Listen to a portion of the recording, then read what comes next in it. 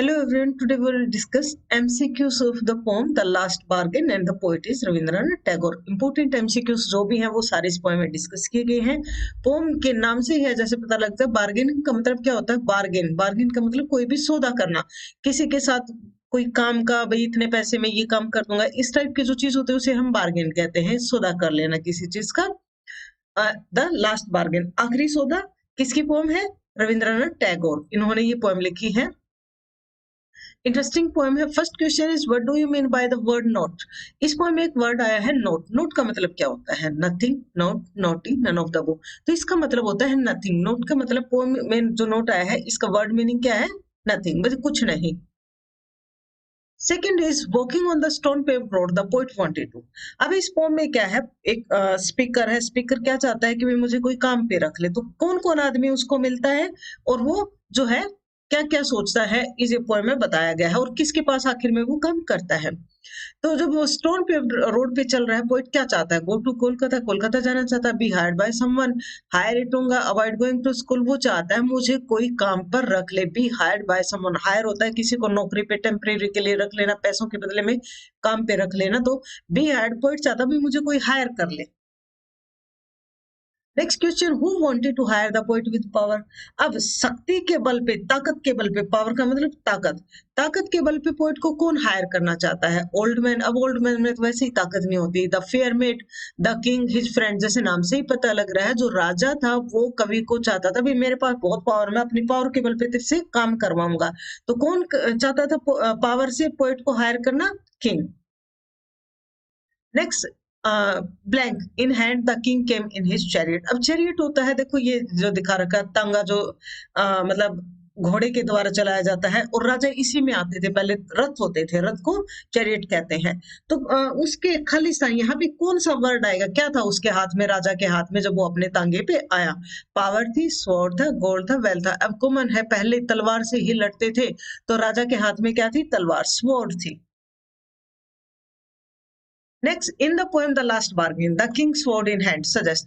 अब राजा के हाथ में तलवार, इसका क्या मतलब है? पोएम में ये आया हुआ है लास्ट बार्गेन में, the king sword in hand suggest. इसका क्या मतलब है कि राजा के हाथ में तलवार थी? इसका मतलब वेल्थ है, पावर है, more power than wealth and chariot. इसका मतलब है power.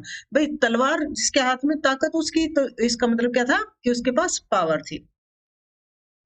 An old man with his bag of gold wanted to hire the poet with।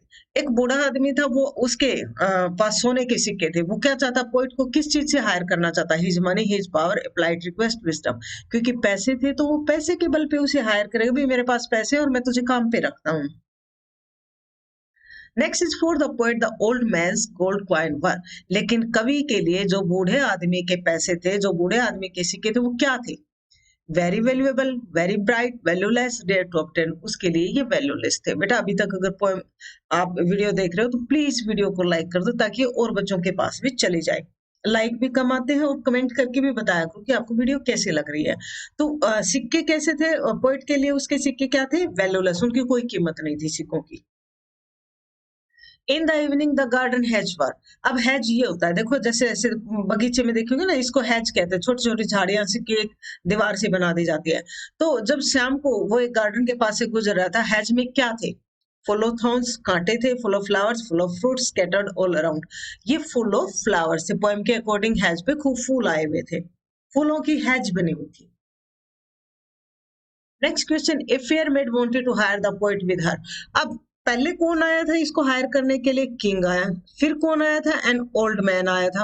अब एक फेयर मेड आती है पोएट को हायर करने के लिए। वो किससे हायर करते हैं पोएट को? किंग ताकत से करता है। ओल्ड मैन किससे करता है? पैसे से करता है। तो ये फेयर मेड किससे करना चाहते हैं? एक सुंदर युवती आती है, वो कहते हैं मैं तुझे काम पे रखती हूँ, लेकिन बदले में क्या?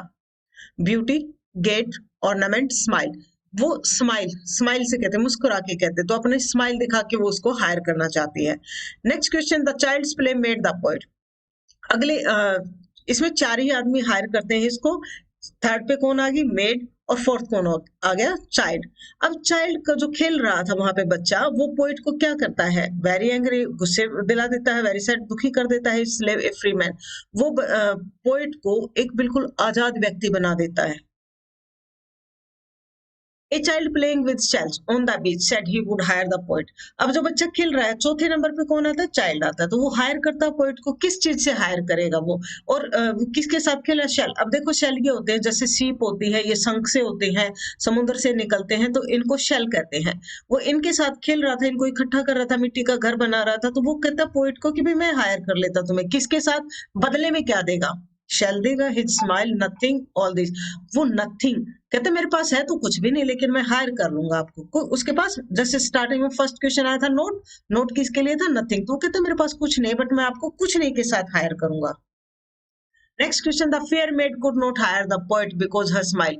अब जो फेयर मेड थी वो किसके साथ हायर कर रही थी पोएट को? स्माइल के साथ। लेकिन वो हायर नहीं कर पाई, पोएट उसके पास काम नहीं करता है। क्यों नहीं करता है? Paled into tears, melted into tears, paled and melted into tears, none of this. उसकी जो स्माइल थी वो झूठी थी, वो एकदम से फीकी पड़ गई और पिघल गई उसके आंसुओं से, क्योंकि वो दुखी थी। युवती जो थी बेशक सुंदर थी, स्माइल कर रही थी, लेकिन अंदर से वो दुखी थी। तो जैसे ही बात की तो वो रोने से को आ जाती है, तो इसीलिए उसके स्माइल कवि को क्या लगती है? झूठी लगती है। The poet of the poem the last bargain is. अब किसने लिखे? हम 2 बार पढ़ चुके हैं ये पोएम लास्ट बार्गेन। किसने? टी.एस. इलियट ने, रविंद्रनाथ टैगोर, जुल्फिकार घोष, विलियम ब्लेक। तो इनके पोएट कौन है? Rabindranath Tagore. An old man came out with his bag of. एक बूढ़ा आदमी आता है, उसके पास बैग, पूरा थैला है। किस चीज का थैला था? हम पहले भी पढ़ चुके हैं, ये बताया था। स्वॉर्ड थी, थैले में गोल्ड थे, नोट से, नन ऑफ दोस। के पास गोल्ड के कॉइन थे। Whose offer did he accept. अब कवि जो है, स्पीकर जो है, किसका ऑफर एक्सेप्ट, किसके पास काम करने को तैयार होता है? किंग के पास, old man, young maiden, none of the above. अब देखो इसमें कोई सा भी नहीं है हमारा आंसर, कोई भी नहीं। तो आंसर क्या आ जाएगा? None of the above. क्योंकि कवि इनके पास काम ही नहीं करता, ना राजा के पास करता, ना यंग मेडन के पास, ना ओल्ड मैन के साथ। इन किसी का भी ऑफर स्वीकार नहीं करता है। Next question, why does the man accept the child's offer. किसका ऑफर स्वीकार करता है पोएट? चाइल्ड का। क्यों करता है बच्चे का ऑफर स्वीकार? It made him a free man, it made him a noble man, it made him selfless, all of the above. It made him a free man. देखो बच्चा उसको कुछ नहीं देता, सिर्फ मुस्कुरा के कहता है मेरे पास कुछ नहीं है, लेकिन मैं तुम्हें हायर करता हूँ। तो वो उसका ऑफर क्यों एक्सेप्ट करता है? क्योंकि यहाँ कवि आजाद हो जाता है, और हर किसी को क्या चाहिए? फ्रीडम चाहिए। यहाँ पे वो अपने फ्रीडम से काम करेगा, अपने मर्जी से काम करेगा। तो इसीलिए कवि जो है, स्पीकर जो है, बच्चे का ऑफर स्वीकार कर लेता है। With what emotion did he accept the child's. और बच्चे का ऑफर कैसे, किन इमोशंस के साथ स्वीकार करता है वो? Happiness, sacrifice, sadness, boredom. Happiness, खुशी खुशी, वो बच्चे का ऑफर खुशी खुशी स्वीकार करता है, क्योंकि कभी कोई इसका ऑफर स्वीकार करके बड़ी अंदर से बहुत खुशी महसूस होती है, बदले में चाहे कुछ ना मिल रहा हो, लेकिन यहाँ वो क्या है? फ्री है, आजाद है, फ्रीडम है उसके पास।